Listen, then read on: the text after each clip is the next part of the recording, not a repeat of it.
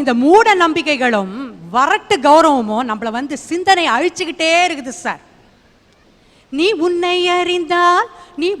அறிந்தால் உலகத்தில் போராடலாம், உயர்ந்தாலும் தாழ்ந்தாலும் தலை வணங்காமல் நீ வாழலாம். டெக்னாலஜி வளர்ந்துட்டே இருக்குது, இந்த பக்கம் மூடாலஜின்ற ஒரு டெக்னாலஜி வளர்ந்துக்கிட்டே இருக்குது. இவன் என்ன பண்றானா, நம்ம மனுஷன் கம்ப்யூட்டரை வந்து கண்டுபிடிச்சிருக்கோம். நம்ம எதுக்கு கண்டுபிடிச்சிருக்கோம்? செவ்வாய் கிரகத்தை பத்தி ஆராய்ச்சி பண்ண. ஆனா இவன் என்ன பண்றான், செவ்வாய் தோஷத்தை பத்தி ஆராய்ச்சி பண்ணிட்டு இருக்கான் சார். இங்க நம்ம ஊர்ல எப்படி மழை அப்பப்போ பெய்தோ சார், அந்த மாதிரி ஜப்பான்ல பூகம்பம் வந்துகிட்டே இருக்குது. அதை பத்தி அவன் கவலையே படுறது கிடையாது, உழைச்சுக்கிட்டே இருக்கான். ஆனா நம்ம ஆள் இங்க என்ன பண்றான், அப்பப்போ ஜோசியர்கிட்ட ஓடி போயிடறான் சார். போயிட்டு எனக்கு இப்ப நேரம் எப்படி இருக்குது, நல்லா இருக்குதா நல்லா இல்லையான்னு கேட்குறான். இதே மாதிரி மதுரையில் சார் ஒரு சின்ன வில்லேஜில் குழந்தைகளுக்காக நாங்கள் அம்மா அப்பா போய் வேண்டிக்கிறாங்க சார். வேண்டிக்கிறது தப்பு கிடையாது. ஆனால் என்ன பண்ணுறாங்க, குழந்தைய லைனாக போட்டுட்டு அது மேலே மிதிச்சு போய் சுவாமியை கும்பிட்டுட்டு வராங்க சார். நான் கேட்குறேன், அந்த குழந்தைய மிதிச்சுட்டு போயிட்டு வரீங்களே, குழந்தை நல்லா இருக்கணும் தானே உள்ளே போகிறீங்க, வர்றப்போ பார்க்குறீங்க அந்த குழந்தை தாங்குமா, இந்த பிஞ்சு குழந்தை இவங்க வெயிட்டை தாங்குமா சார்? இது மூட நம்பிக்கை இல்லைங்களா சார்? அப்புறம் தேங்காய் அழுவி போச்சுன்னா, பால் திரிஞ்சு போச்சுன்னா சகுனம் சரியில்லை, ராசி சரியில்லைன்றாங்க. நான் ஒன்று கேட்குறேன் சார், பால் திரிஞ்சு போச்சுன்னா யார் தப்பு? அந்த பால் பூத்தில் கொடுத்தாம பாரு அந்த பாலை, அவனை போய் கேளுங்க. தேங்காய் அழுவி போச்சுன்னு சொல்றீங்களே, ராசி இல்லைன்றீங்களே, போய் கேளுங்க அந்த தேங்காய் மண்டியில் இருக்கிறவன. ஒரு 3 மாசம் பொறுத்து கொடுக்குறான் சார் அந்த தேங்காவை. கல்லு போட்டா நீ பெரிய பணக்காரன் ஆயிடுவேன்றான். யார் பணக்கார ஆகிறான்? அவன் பணக்கார ஆகிறான். தூக்கி நம்ம மேலேயே கல்லை தூக்கி நம்ம போட்டுக்கிறோம். இதே மாதிரி அஸ்ட்ராலஜி ஒருத்தர் சொன்னார் சார், இந்த டேட்ல நான் செத்து போயிடுவேன், என் சாஸ்திரம் சொல்லுதுன்னு சொன்னார் சார். செத்து போயிட்டார் சார்.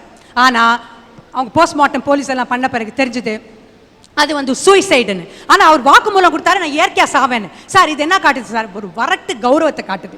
எங்கள் வீட்டுக்கிட்ட ஒன்று நடந்துச்சு சார், ஒரு ஆள் இறந்து போயிட்டார் சார்.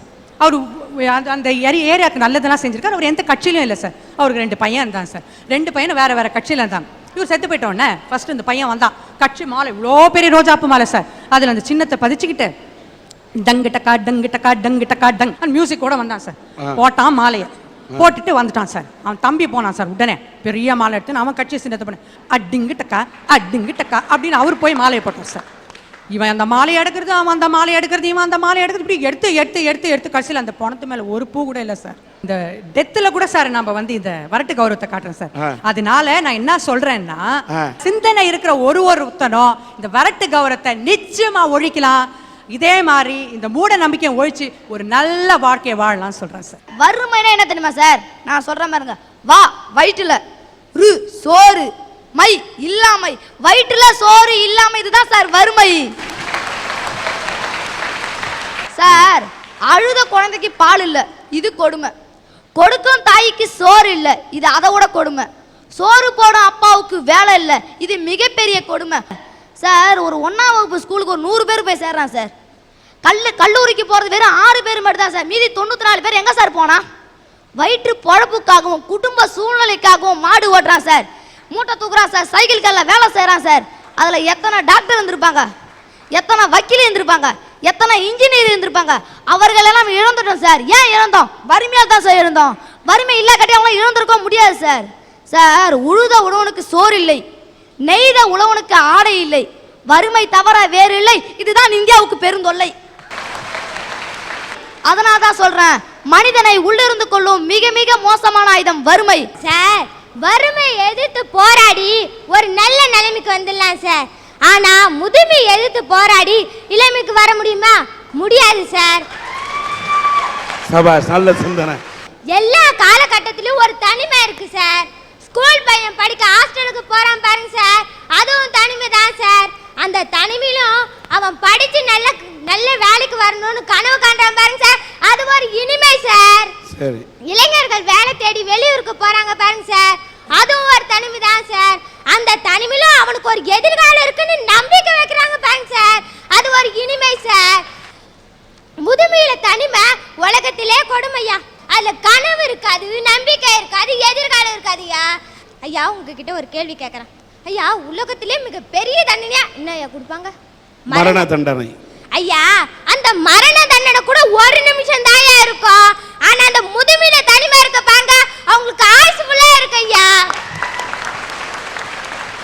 ஐயா, நம்ம நாட்டு சுதந்திரத்துக்கோசம் போராடின தியாகிகள் நிறைய பேர் இருக்காங்க. அவங்கள அந்தமான் சிறையில, தனிமை சிறையில தான் அடைச்சாங்களாம். ஆனா அதை கூட விடுங்க, வரலாற்றை திருப்பி பார்த்தோன்னு வச்சுக்கோங்க, ஷாஜகானோட புள்ள ஷாஜகான கூட தனிமை சிறையில தான் சார் அடைச்சாங்களாம். மாவீரன் நெப்போலியன் கூட அதே தனிமை சிறையில தான் அடைச்சாங்க.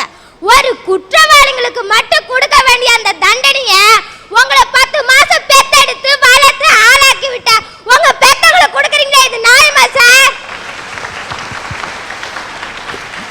தங்களுடைய பெற்றோர்களை கடைசி காலத்திலே வைத்து காப்பாற்றாமல் முதியோர் இல்லங்களுக்கு அனுப்பக்கூடியவர்களை பார்த்து ஒரு சவுக்கடி கொடுப்பதை போல நாளைக்கு வாட இருக்கக்கூடிய இந்த இளந்தளிர் இப்படி ஒரு கேள்விக்கணையை எழுப்புவது பாராட்டுக்குரியது.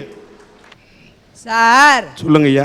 இந்தியா ஒரு விவசாய நாடு, இந்தியா ஒரு வேளாண்மை நாடு அப்படின்னு சொல்றீங்க. சத்தியமா நான் அப்படி சொல்ல மாட்டேன் சார். ஏன்னு கேக்குறீங்களா? நம்ம பக்கத்து மாநிலம் ஆந்திராவுல 3000 பேரு, மகாராஷ்டிராவுல 1500 பேரு, ஒரிசாவுல 1200 பேருன்னு வயிற்றுக்கு சோறு இல்லாம தவிச்சு தவிச்சு தற்கொலை பண்ணி செத்து போனா பாருங்க. அதுக்கு காரணம் வறுமை சார். இந்தியாவுல ஒரு நாளைக்கு 27 கோடி பேர் ஒரு வேளை உணவு இல்லாம தவிக்கிறான் பாருங்க, அதுக்கு பேர் வறுமை சார். 3 வேளை சோத்தை பத்தியே பேசிக்கிட்டு இருக்கானே நீங்க நினைக்கலாம். ஆனா அந்த 3 வேளை உணவு தான் சார் எனக்கு கனவுலயும் வருது, நினைவுலயும் வருது, ஆனா நிஜத்துல வர மாட்டேது சார். அதையும் தாண்டி நாங்க 3 வேளை நல்ல சாப்பாடு சாப்பிட்றோம்னு வச்சுக்கோங்களேன். அன்னைக்கு எங்க ஊர்ல ஏதோ ஒரு கல்யாணம், ஒரு காது குத்தி, ஒரு திருவிழா, இப்படி தான் சார் நினைக்கணும். இந்த மாதிரி வறுமை எங்களை மாதிரி ஏழைங்களை மட்டும் வாட்டல சார், நாட்டுக்காக போராடின பெரும் பெரும் போராட்ட தியாகிகளை எல்லாம் பாதிச்சுது. சுப்பிரமணிய சிவான்னு ஒருத்தவர் வெள்ளையனே வெளியேறு இயக்கத்துக்காக நாட்டுக்காக சிறைக்கு போனார். சிறைக்கு போய் திரும்ப வரும்போது பார்த்தீங்கன்னா தொழுநோயோட வர்றார் சார். பசியோ வாட்டுது. பாரதியார் வீட்டுக்கு போய் பசியை தீர்த்துக்கலான்னு பாரதி வீட்டுக்கு போறாரு. வெயிலோ அவர் வாட்டுது முதுமையில. பாரதியார் வீட்டுக்கும் போயிட்டாரு. ஆனா பாரதியார் வீட்டு படியை கூட தாண்ட முடியாம மயங்கி பசியால பொத்துன்னு விழுந்தார் சார். ஏதோ விழற சத்தம் கேட்குதுன்னு பாரதி துடிச்சு போய் கதவை திறந்துட்டு ஓடி வந்து பார்த்தா ஒரு முதியவர் வெயில மயங்கி கிடந்தார். யாரா இவருன்னு தன் பதறி போய் தண்ணி தெளிச்சு எழுப்புனா அவர் சொல்றாரு, நான் தான் சுப்பிரமணிய சிவா, பசியால மயங்கி விழுந்துட்டான்னு சொன்னார் சார். கொதிச்சு போடா சார் பாரதி. அப்பதான் ஒரு கவிதை எழுதினான், சொல்ல கொதிக்குதடா நெஞ்சம் வெறும் சோத்துனிக்கா வந்தது இந்த பஞ்சம் சொன்னான் சார்.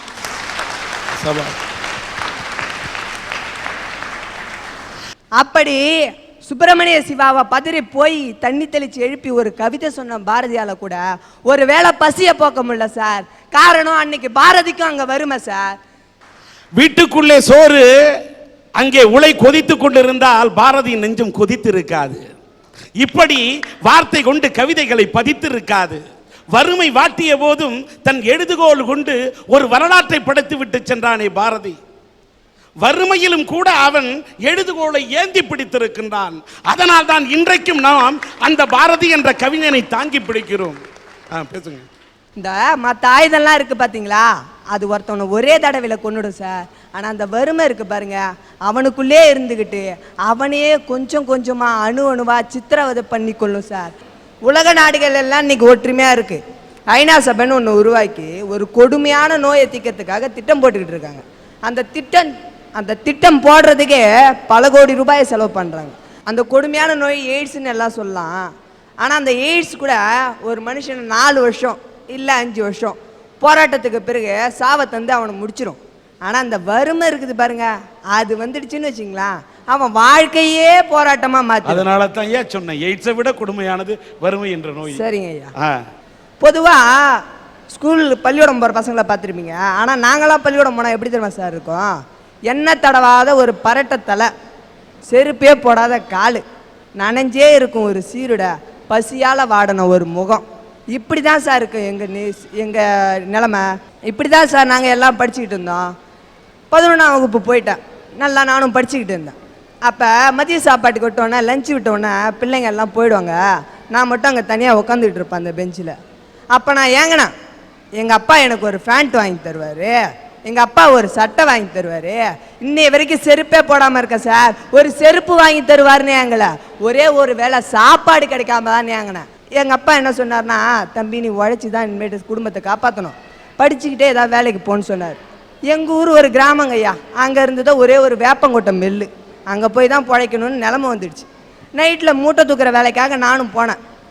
ஆனால் அங்கே மூட்டை தூக்க போனவொன்னே தான் தெரிஞ்சுது ஒரு மூட்டையோட எடை 80 கிலோ. ஆனால் என் எடை எவ்வளோ தெரியுமா? 49 கிலோ. அந்த மூட்டையை தூக்கிட்டு போய் லாரியில் ஏற்றிட்டு நான் இறங்கி வந்தேன்னா எனக்கு கூலி எவ்வளோ தெரியுங்களா? 50 பைசா. நான் என் குடும்ப வறுமைக்காக அதையும் செஞ்சேன். மூட்டை தூக்கிட்டு இறங்கி வருவேன், முதுகெல்லாம் ஒரே எரிச்சலாக எரியும். பக்கத்தில் இருக்கவர்கிட்ட கேட்பேன், ஆனால் என்னென்ன முதுகெல்லாம் எரியுதேன்னு கேட்பேன். அதுக்கு அவர் சொல்லுவார், தம்பி பிஞ்சு முதுகுப்பா, அது அப்படித்தான் எரியுன்னு சொல்லுவார். வலி தாங்காமல் தொட்டு தடவி பார்ப்பேன், ஒரே ரத்தமாக இருக்கும் சார். அந்த அண்ணன்கிட்ட சொல்லுவேன், ஆனால் ரத்தம் வருதுன்னு சொல்லுவேன். இடுப்பில் கட்டிருக்க ஒரே ஒரு துண்டு இருக்குது பாருங்க, அதை தண்ணியில் நனைச்சி ஒரு ஒத்தலம் கொடுப்பார். அதான் அவர் எனக்கு கொடுத்த மருந்து. அப்போ தான் எனக்கு எங்கள் வாத்தியார் சின்ன வயசில் சொன்னது ஒன்றே ஒன்று ஞாபகம் வந்தது சார். கந்தையானாலும் கசக்கி கட்டு, கந்தையானாலும் கசக்கி கட்டுன்னு சொன்னார். எல்லாம் சரி சார், அது காயிற வரைக்கும் எதை சார் கட்டுறது? ஒரு நாள் 12ஆவதுல எங்கள் ஆசிரியர் என்ன ஒருத்தர் சொன்னார், தம்பி வருமன்னு சொல்லாத, தன்னம்பிக்கையோட நல்லா படி, அதிக மார்க் எடு, நீ ஜெயிக்கலாம் அப்படின்னு சொன்னார். எங்கள் வீட்டில் கரண்ட் இல்லை, நானும் தன்னம்பிக்கையோடு இருந்து படித்து ஜெயிச்சிடலான்ட்டு எங்கள் வீட்டுக்கிட்ட ஒரு தெருவிளக்கு இருக்குங்கய்யா, அந்த தெருவிளக்கை ராத்திரியில் சுற்றி வந்து கிடைக்கிற கொஞ்சம் நேரத்தில் படிப்பேன். படித்து 1012 மார்க்கும் எடுத்தேன்.